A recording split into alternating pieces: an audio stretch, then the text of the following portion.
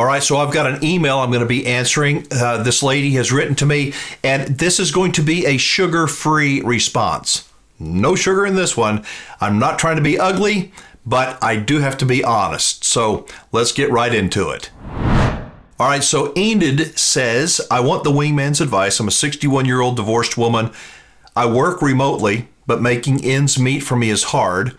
I've decided to sell my home and buy an RV. I love to travel. Want to move south. I need to save money, but want to travel until I find a new place to call home. What do you think is the best state to live in?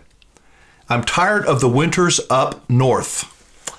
Enid, that's going to be really hard for me to answer. With all due respect, a 15-second email, I don't know how I can give you any good advice. You're 61 years old, and you've given me a tiny little slice of your life, and you want my opinion. I'm scared to do that. I will tell you that the state that you want to live in, though, back up. The best state for you to live in, Enid, is the best state for all of us to live in. You know what that state is? The state of reality. Yeah, reality.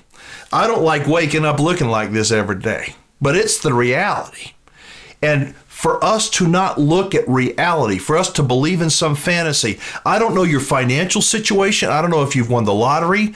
It says that you've decided to sell your home, buy an RV. I don't know how much equity you have in your home. I don't know what your lifestyle is. I don't know your health. I don't know if you're traveling with, sounds like you're alone. So if you have pets, I don't know most things.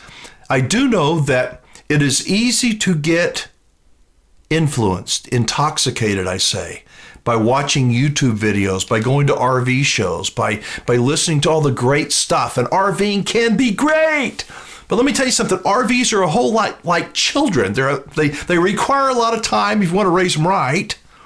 And they're a pain in the butt sometimes. They really are. In the end, hopefully they're worth all the investment that you've made, but I can't answer your question for you. You've got to be honest with yourself. As I say, few of us want to get on the scale and go, ugh, because that's reality. But it's always the best place for us to be, because when we don't live in reality, somehow life brings us back there. And so, some people say, well, I want to move down south because everybody's nice down south. Well, I got news for you. No, they're not. There's plenty of jerks down here too, just like there are up there. And there's plenty of good people down here, just like there are up there. So these blanket statements are they're just that. They're blanket statements. You have to make up your own mind. Don't take the advice of a YouTuber. You can take it, process it, come up with your own. Use your brain, critical thinking. Don't take my advice. I don't know.